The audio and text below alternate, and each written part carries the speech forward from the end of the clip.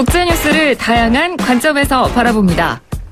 독일 다니엘과 인도 럭키와 함께하는 국경 없는 토론. 예. 토론에서 토론. 네, 럭키 다니엘과 함께하는 국경 없는 토론입니다. 두 분 어서 오세요. 안녕하세요. 안녕하세요. 앞에서.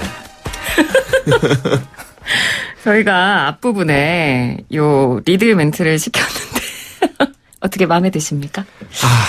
네, 갑자기 시키니까 당황하긴 하는데. 계속 시작하는 거예요? 이거 연습 아니죠? 네? 연습하는 거죠, 이거 지금? 아니에요. 시작하는 거예요? 네, 시작했습니다. 저 시작하는 걸.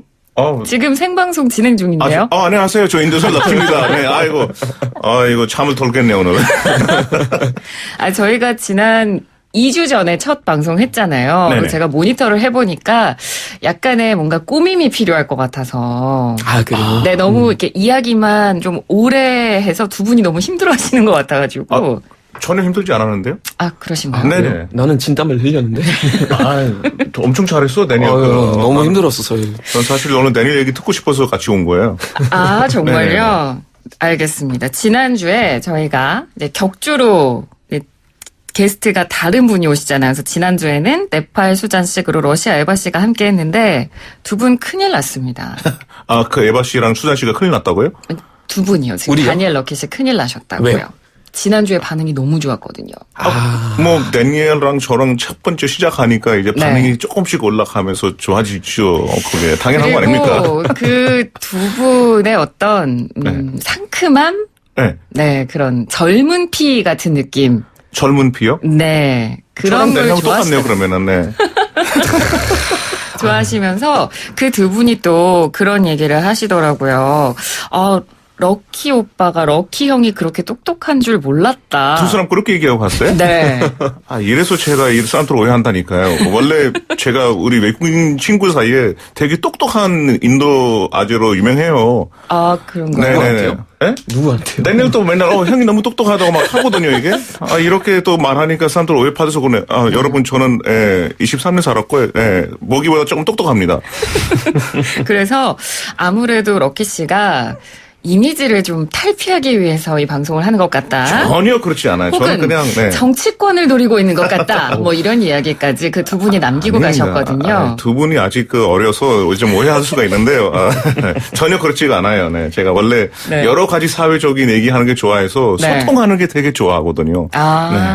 알겠습니다. 그러면 오늘 생방송으로 두 분과 함께 토론을 벌일 거니까요. 우리 청취자 여러분께서도 참여하실 수 있습니다. 휴대전화 문자메시지 샵 0945번으로 궁금한 점, 방송 들으면서 의견이 있으시면 보내주셔도 되고 오늘은 저희 유튜브 보이는 라디오로도 함께하고 있습니다. 저기 카메라 보여요? 보이시죠? 오늘 또 보이는 라디오에? 손 한번 흔들어주세요. 하이, 나마스테. 비비크림이라도 좀 바르고 올까? 이것도 보이는 라디오라고 하니까 또 긴장이 되네. 네, 이거. 유튜브에서 YTN 라디오 검색하시면 저희 보이는 라디오로도 함께 하실 수 있습니다. 자, 본격적인 주제로 들어가기 전에 저 이거 궁금해서 럭키 씨한테 꼭 물어보고 싶었거든요. 인도의 한 갑부 결혼식이 한국에서 굉장히 화제가 됐습니다. 그렇죠? 진짜 제가 그 뉴스보다 또 다른 뉴스도 많았는데 근데 아무래도 톤에 파워가 있다 보니까 워낙 인도의 제일 부자 가족이고 무케시 암바니 그 리라이언스 그룹의 회장님의 아들님 결혼식에 진짜 아주 그 게스트 리스트가 어마어마했죠. 네, 반기문 전 유엔 사무총장, 이재용 삼성전자 부회장. 여기 참석. 그뿐만 아니라 힐러리 대통령부터서 또 웬만한 대기업이 구글, 애플 다 와서 저한테도 연락이 왔는데요. 제가 진짜요? YTN 라디오 해야 된다고 해서 이번에 바빠서 못 간다고 다음 기회에 가기로 했어요. 갔다 오시지. 저는 일이 중요해요. 근데 진짜 초대 받으셨어요? 거기서 보내는데 여기 오지 않았었겠죠. 뭐니까. 도착을 못했군요. 그렇죠. 근데 얼마나 부자이면 그렇게 파견할까요? 사실 이 릴라이언스 그룹 암바니 가족이라고 해야 되겠죠. 네. 그 원래 아버님 디루바이 암바니가 되게 한국의 약간 그 현대 그 스토리랑 좀 비슷한 게 있어요. 그 옛날에 그 돈도 없고 그 해외 가서 석유 파는 데서 알바하다가 하여튼 폴리에스터로 해서 큰 재산을 만들고 지금 현지에는 이 가족은 웬만한 통신, 석유 돈 되는 거는 다 해요. 돈 되는 거 다 했는데. 석유면 뭐. 예, 저는 개인적으로 이렇게 돈 많이 벌면은 조금 국민들한테 좀 주고 살아야죠. 이렇게 저한테도 좀 보내주고. 해외에서 살고 있는데. 우리보다 더 행복하지 않을 거예요. 그렇죠. 저는 내닐 말을 네. 공감하는 게 사실 이 가족이 사는 집이 뭄바이에 27층짜리 집에 4명이 살아요. 27층짜리 집이 있나요, 네, 세상에? 세계에서 제일 비싼 집으로 되어 있는데요. 약간 좀 과하게 이렇게 표현하는 것보다는 다른 그 대기업 회장님들이 방 3개짜리 사는데 사실 이 돈을 집이나 결혼식에 크게 쓰는 것보다 인도에도 아직 조금 힘들어하는 사람도 많은데 뭐 학교나 이런 데 좀 지지 이렇게 하는데 조금 좀 비판이 있죠. 아무래도 이렇게 하면. 그러면 독일 최고 부자는 누구예요? 데니엘. 아닌가요? 그럴 아시면 커피 확률이 샀어요, 저한테. 매우 낮은 걸로 봐야 되는데. 커피 정도 괜찮은데 독일은 사실 우리가 뭐 BMW나 아우디 이런 쪽이 약간 최고의 부자라고 생각하는데 그렇진 않고요. 아, 그래요? 저희는 알디라는 대형마트 체인점이 있어요. 아. 근데 그 사람들이 이제 최고 부자인데 그 재산이 거의 한 360억 달러로 돼 있다고 이제 추측이 되는데 360억 달러. 네네. 근데 그 사람들의 얼굴도 우리 몰라요. 네, 공개하진 않고요. 네, 그냥 몇 년 동안 계속 최고 부자여서 그 사람들의 부모님이 옛날에 납치도 당할 정도였어요. 그분이 혹시 한국 와서 데니엘 이름으로 활동하는 거 아니죠? 그랬으면 좋겠는데 아직 뉴스가 없네요. 얼굴이 모르니까 누군지 궁금하네 진짜로. 진짜 얼굴을 모르니까 더 궁금해지는 네. 존재이기도 하네요. 자, 이 이야기는 저희 그럼 여기까지 해보고 오늘 본격적으로 다뤄볼 본 주제로 넘어가도록 하겠습니다. 저희가 그래서 이번에는 토론 주제를 알려주는 분이 등장을 했습니다. 지난주부터. 세만시의 공식 뉴스 오빠죠. 장원석 아나운서로부터 오늘의 주제 들어보겠습니다.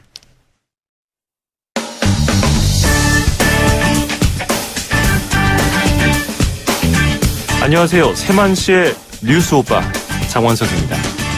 최근 국민 소득과 복지 수준은 높고 범죄는 적어서 평화로운 나라로 알려졌던 뉴질랜드 크라이스트 처치에서 이슬람 사원 연쇄 총격 사건이 발생했습니다. 테러범 브렌턴 테런트는 침입자에 대한 백인의 복수다. 더 많은 침입자들을 죽이길 바랐다라면서 백인 우월주의와 이슬람 혐오증을 가감없이 드러냈습니다. 이 사건 이후 네덜란드에서도 총격 사건이 발생하며 테러에 대한 전 세계적인 우려가 급증하는 상황인데요. 오늘은 국경 없는 토론에서 테러와 이주민 혐오증에 대한 세 나라의 시선을 짚어봅니다. 네, 장원석 아나운서가 오늘의 주제를 알려줬습니다. 네, 정말 최근에 끔찍한 테러 사건들이 연이어 많이 발생을 했는데 저희 세계를 만나는 시간에서도 그 현지 교민 인터뷰를 하기도 했었거든요. 두 분께서도 아마 소식을 접하고 좀 많이 놀라셨을 것 같은데 어떠셨어요? 저는 개인적으로 지금 되게 친한 독일 친구가 뉴질랜드 가 있어요. 휴가로. 그러니까 자기 와이프랑 아기 얼마 전에 낳았는데 가서 이제 저한테 막 아름다운 풍경 사진도 많이 보내주고 그랬었는데 그 상황에서 이런 사건이 터지니까 저도 깜짝 놀랐고 네. 제가 볼 때는 제일 끔찍한 부분 중 하나가 이제 그 해리슨 제런티라는 범인이 헬멧 쓰고 고프로 달아놓고 그거 다 생중계로 네. 이제 했잖아요. 네. 그리고 이제 무슬림계에 또 좀 더 공포를 주고 싶다는 점도 강요했었고요. 저는 개인적으로 그 부분이 너무 끔찍하고 진짜 비인간적인 행위라고 생각합니다. 럭키 씨는 어떻게 보셨어요? 깜짝 놀랐죠. 그냥 사실 누구나 봐도 뉴질랜드가 되게 평화로운 이런 사건이 거의 없잖아요. 우리가 영화 속에 봤을 때 아름다운 풍경에다가 뭐 진짜 한 번 여행 가고 싶다 아니면은 뭐 진짜 은퇴해서 살고 싶은 나라 중에 하나이잖아요. 네. 근데 이런 나라에서 이런 일이 생기니까 또 생기는 이유가 너무 끔찍해요. 그냥 28살의 남자가 그냥 외계인 같은 대접을 해서 내가 죽여버려야 된다라는 거예요. 그러니까 그런 세상, 진짜 어떻게 그렇게 생각을 가질 수가 있는지 너무 놀라웠어요. 그러니까요. 뭐 이번에 뭐 지금 테러에 관련된 보도들이 계속해서 나오면서 뭐 지금 사망자만 한 50여 명 정도, 그리고 부상자도 50여 명 정도 이루고 있다고 하고, 뭐 3살짜리 아이부터 시작해서 뭐 77살의 노인까지 정말 다양한 희생자들이 나오면서 희생자들의 면면이 보도가 되기도 했습니다. 근데 정말 지극히 평범한 사람들, 그러니까 뉴질랜드가 아까도 말씀하셨지만 굉장히 평화의 땅으로 알려져 있잖아요. 뭐 이민자들에게, 유학생들에게 굉장히 안전한 나라로 알려져 있는데 그런 사람들이 너무 아무 이유 없이 희생을 당해서. 이분들이 모이는 장소는 모스크 있잖아요. 모스크는 기도하는 장소이잖아요. 그러니까 되게 평화로운 장소에다가 이런 일이 하니까 진짜 왜 이런 일이 일어난지 아직도 믿기가 어려울 정도가. 그러니까 무작정 쐈다는데 또 이제 그 이슬람 사원 2군데에서 그랬잖아요. 이제 보니까 뉴질랜드 같은 경우는 이제 무슬림 한 5만 명 정도 있는데 다 굉장히 잘 사회에 적응했었고 거기 이제 그 전까지만 해도 아무 갈등이 없었다는데 그러니까 그쵸 믿기가 되게 힘든 것 같습니다. 네. 왜 도대체 이런 끔찍한 테러를 이 사람이 저질렀을까에 대해서 나오는 분석이 바로 뿌리 깊은 이슬람 혐오증에 있었다. 그러니까 뭐 백인 우월주의에 대한 얘기까지 나오고 있고요. 그래서 오늘 저희가 이런 주제를 정해봤는데 이민자 혐오, 더 나아가 이슬람 혐오증에 대한 두 분의 생각이 좀 궁금합니다. 먼저 다니엘 씨는 어떻게 생각하세요? 저는 일단 이민자 혐오 그리고 이슬람 혐오 이제 조금 구별해야 된다고 생각하는데 근데 저는 개인적으로 한 이틀 전에 친구들하고 같이 술집에서 이제 맥주 한 잔 마셨는데 이제 맛있게 라면 먹으면서 옆 테이블에 어떤 여자분이 자기 지인들한테 외국인들 다 너무 무섭다는 거예요. 근데 이제 그 얘기 들으면서 라면 먹으니까 약간 좀 입맛이 조금 떨어지더라고요. 근데 나중에 이제 나갈 때 또 갑자기 저를 알아보시면서 다니엘 씨 팬이에요 이렇게 하는데 저희 죄송하지만 저도 외국인인데 한국말 잘하니까 외국인 아니고 내국인이에요. 그래서 약간 그런 거 보면서 약간 조금 약간 좀 모순적이라고 생각했었는데 일단 이민자 혐오 조금 말씀드리자면은 다 어떤 나라든 다 있다고 생각하고요. 이제 문화 충돌 일어나면 무조건적으로 갈등도 일어나고 그런 갈등이 이제 폭력까지 이어지는데 근데 이제 좀 중요한 게 사람이 자기가 이해하지 못하는 것을 두려워하는데 그 두려움을 이제 어떻게 해소하느냐 이제 중요한 것 같은데 피할 수도 있고 아니면 이렇게 이와 같은 어떤 폭력적인 그런 사건이 일어날 수도 있는데 이민자 혐오는 사실 옛날에 독일도 굉장히 심했었어요. 2차 대전 전에 보시면 이제 그 나치들이 정권을 잡았을 때 유대인 이제 불매 운동이 일어난 거예요. 그러니까 우리는 유대인들 가지 말자는 그런 불매 운동 이제 생겼는데 그거는 바로 마녀 사냥이라고 생각합니다. 그냥 경제가 어렵기 때문에 그냥 누구 어떤 죄인을 이제 잡아야 되는데 이제 이와 같은 그런 마녀 사냥 이제 일어나고요. 이슬람 혐오는 제가 볼 때는 좀 더 이제 진지한 부분이고 좀 더 깊이 들어가야 되는데 여기서 우리가 해야 되는 것은 이슬람을 우리가 공부해야 돼요. 그러니까 이런 종교 갈등 같은 경우는 사실 뭐 이슬람의 어떤 이름으로 일어난 그런 테러 사건들이 되게 많았었잖아요. 근데 그거는 종교 문제인지 어떤 정치 문제인지 사회 문제인지 우리가 그와 잘 구별을 해야 되고 그건 사실 종교 문제 아니거든요. 그러니까 정말 중요한 말씀을 해주신 것 같아요. 그러니까 모든 사람이 나와 다른 부분에 대해서 두려움을 가지는 건 너무 당연한데 그 두려움을 어떻게 극복하느냐가 굉장히 우리한테 이제 당면 과제로 온 것 같고 그리고 또 이런 사안에 대해서 뭔가 편협하게 볼 게 아니라 앞으로는 좀 공부를 통해서 이슬람이라는 문화에 대해서 우리가 어떻게 바라봐야 할지를 좀 공부하는 부분도 필요하다. 좋은 얘기를 해주신 것 같아요. 럭키 씨는 어떻게 생각하세요? 데니엘 말을 이어서 조금만 하자면은 물론 거기 우리가 교육도 중요하긴 하지만은 세계 정치도 되게 중요해요. 왜냐하면은 뭐 트럼프 얘기하자면은 계속 약간 이슬람 포비아를 만들잖아요.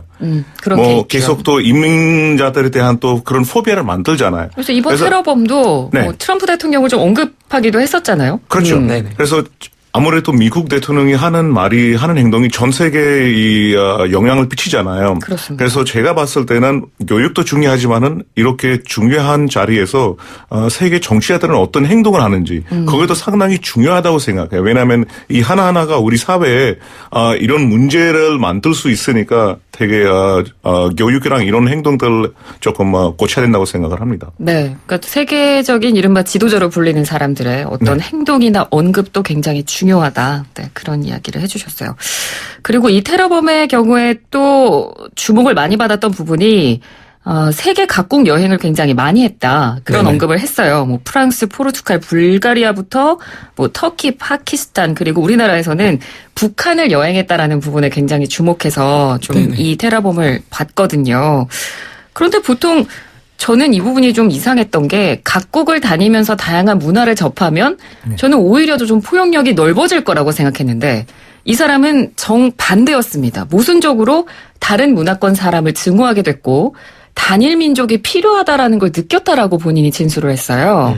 두 분께서도 여행을 많이 다니셨을 거고 심지어 다른 나라에서 살고 계시잖아요. 이 부분에 대해서는 어떻게 생각하셨어요?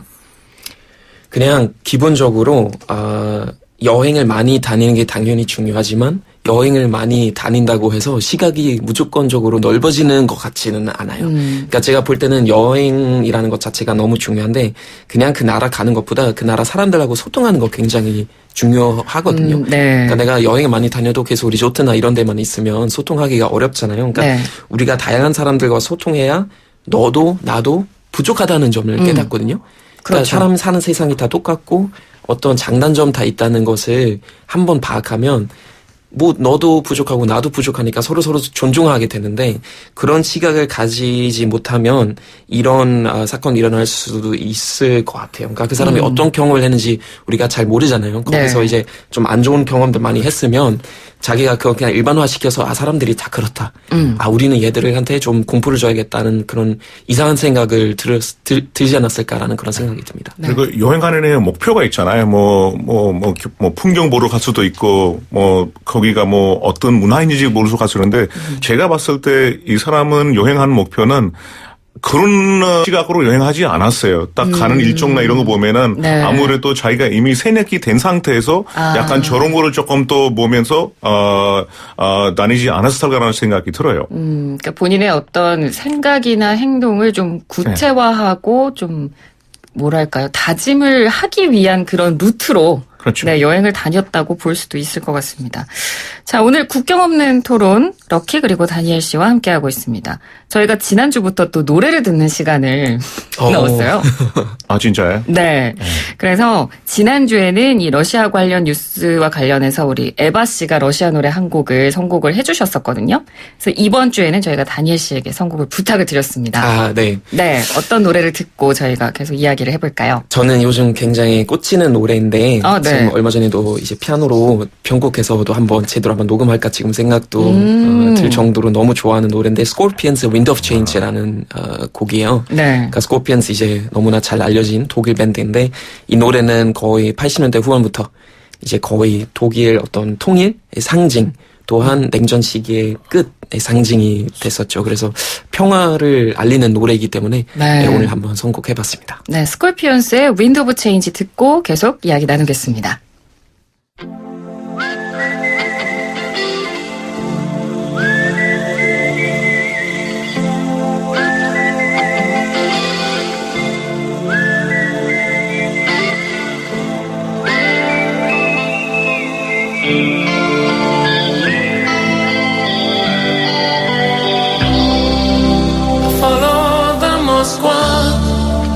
Down to Gonky Park, listening to the wind.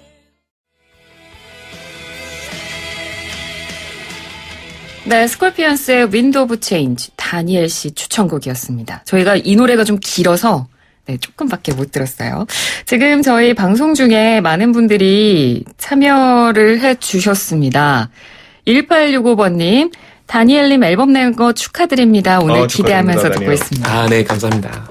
저희가 그러면 2주 뒤에는 앨범 수록곡을 아니면 피아노 갖다 놓으면 직접 연주도 들어보시죠. 피아노를 공수해 오도록 하겠습니다. 5090번님, 럭키 형의 아재 매력 역시 짱입니다. 마셨고요. 7718번님, 다니엘 럭키 한국말 너무 잘하시네요. 하셨고, 예스 앱으로 김인자님께서 럭키 오빠 귀여우세요. 말 좀 천천히 해주세요. 저희 모든 분에게 우리 식당에서 밥 한 끼 사주고 싶었네요. 정말요? 네, 그리고 유튜브 보이는 라디오로도 댓글 많이 보내주고 계시는데, 두 분 천사와 악마 컨셉이냐고 하셨습니다. 진짜요? 유튜브 보이는 라디오를 보시는 분들은 아마 이게 무슨 말인지 이해가 가실 거예요. 이게 선입견이에요, 바로. 옷이 검게 입었다고 해서 악마 되는 게 아니거든요. 하필이면 이렇게 정반대의 색으로 오늘 입고 오셔가지고. 네네네. 음양 느낌으로, 그죠? 조화롭습니다. 네. 자, 저희 계속해서 토론 이어가 보도록 하겠습니다. 오늘 저희 뉴질랜드 테러 사건에 대해서 이야기를 나누고 있는데요. 이 테러범이 이런 이야기를 했습니다. 어디서 신념을 얻고 조사했고 발전시켰냐라는 질문에 인터넷에서 얻었다. 다른 곳에서는 진실을 찾을 수 없었다. 이런 언급을 했습니다. 그러니까 이런 뭐 이슬람 혐오증, 반이민주의 이런 것들이 문제가 되는 것도 있지만 이런 인식들이 인터넷을 통해서 가짜 뉴스로 확산이 된다는 점도 요즘 가장 큰 문제가 페이크뉴스가 큰 문제죠. 되는 것 같아요. 네, 어떻게 생각하시나요? 저는 그런 거 보면 사실 가짜 뉴스의 제일 큰 단점 중에 하나인 것 같아요. 그러니까 이념 심을 수 있다는 거, 또 잘못된 이념을 심을 수 있다는 그 점이 너무 인상 깊었는데 독일도 그런 거 되게 많았었거든요. 독일은 이제 이민자들 100만 명 넘게 들어왔잖아요. 네. 근데 이제 그거 반대하시는 분들은, 그러니까 반대하는 사람들은 그건 이제 좀 잘못된 이념을 퍼뜨리려고 예를 들면 어떤 뭐 베를린 뭐 13살 소녀 가 어떤 이민자한테 강간을 당했다. 뭐 경찰이 가만히 있었다. 이런 가짜 뉴스도 퍼뜨리고, 그러니까 그거는 확인하지 않으면은 너무나 쉽게 이런 잘못된 맞습니다. 뉴스를 접할 수 있으니까 네. 네, 잘못된 생각들 많이 하게 되는 것 같아요. 네. 그리고 확인하기가 어려운 게 이 페이크 뉴스를 너무 잘 만들어서 뭐가 진실인지 뭐가 가짜인지 저도 가끔씩 사실 팩트 체크를 많이 하면서 살려고 노력하거든요. 근데 진짜 그 사람이 입모양을 움직이면서 목소리까지 흉내내서 이 사람이 이렇게 말한 사람이 아닌데 왜 이런 말을 했을까? 네. 근데 나중에 어디서 알고 보니까 전부 다 그거 조작해서 만든다는 것도 나오니까 이거 정말 큰 문제라고 생각을 합니다. 저희가 지난주 토론의 주제가 가짜뉴스였거든요. 그래서 그거에 대해서 토론하면서 저희가 나왔던 얘기도 너무 가짜뉴스의 퀄리티가 요즘 높아졌다. 그렇죠. 그리고 접할 수 있는 그런 통로도 너무 많다 보니까 언론사에 있는 저조차도 이게 진짜인지 가짜인지가 구별이 안 갈 정도로 요즘 정말 그런 가짜뉴스들이 워낙 많고 또 질이 너무 높아져서 그런 부분을 어떻게 잘 체크해야 될지 그 부분도 굉장히 요즘 그리고 이런 뉴스는 한 번 나와서 멈추지 않잖아요. 네. 페이크 뉴스는 확산되죠. 그거 이어서 계속 또 이런 얘기들이 나오니까 사람들이 믿기 싫어도 믿을 수밖에 없는 상황들이 생기더라고요. 네. 이 오늘 주제로 다루고 있는 뭐 반이민자주의, 이슬람 혐오주의, 뭐 사실 이런 거에 대해서 우리나라가 과연 여기서 자유로운가 이 부분에 대한 물음표도 그릴 수밖에 없습니다. 실제로 한국의 경우를 저희가 이야기를 해보면 최근에 일어난 일이에요. 아마 두 분도 아실 것 같아요. 네. 제주도에서 정말 유례 없이 대규모 난민 신청이 이루어졌고 그래서 한동안 저희가 너무 뜨겁게 이 난민 문제 난민 논쟁 굉장히 뜨거운 이슈였거든요. 두 분께서는 우리나라에서도 이제 한국에서 이런 일이 일어나는 모습을 보고 어떤 생각이 드셨어요? 일단 저도 그 뉴스 보고 조금 여러 가지 생각 했는데 일단 보면 일면의 신청자 거의 한 1%만 난민으로 인정됐다고 하는데, 그러니까 맞습니다. 거의 평균적으로. 그래서 전 세계적으로 이제 이민자를 받아들인 나라는 거의 한국이 제일 적은 나라 중에 하나이거든요. 그렇죠.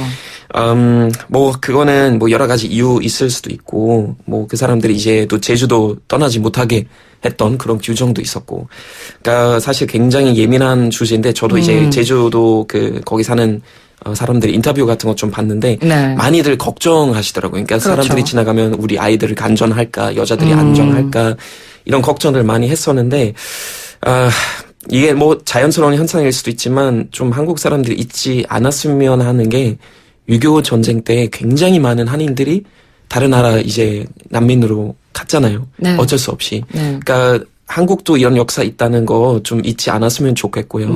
이게 너무 쉽게 일반화시키지 않았으면 좋겠어요.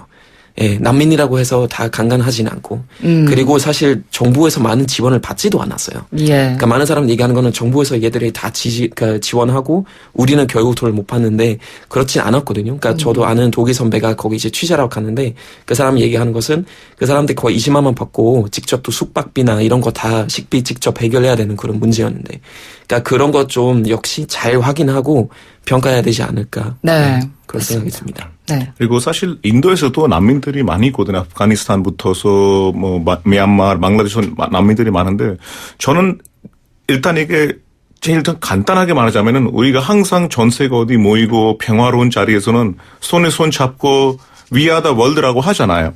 근데 그냥 아름다운 그림을 찍기 위해서는 We are the world라고 하고 실제로 그런 행동하지 않으면은 이런 의미가 무슨 의미를 우리가 하는 건지를 다시 생각해야 되고 사실 난민이라는 거는 이분들도 자기 나라를 또 떠나고 싶지 않겠죠. 자기 가족도 그 나라에 있을 거고. 그럼요. 근데 뭐 전쟁이나 다른 환경 어려움 때문에 도망갈 수밖에 없는 상황들이 있으니까 네. 다시 뭐 이분들이 다시 살 수 있게 또 애들이 교육 같은 거. 왜냐하면 애들이 아무것도 모르잖아요. 이런 애들이 아이들 그냥 걱정이 가장 아이들 크죠. 걱정이 조금 다시 사회에서 좋은 사람으로 될 수 있는 기회를 만들어주고 네.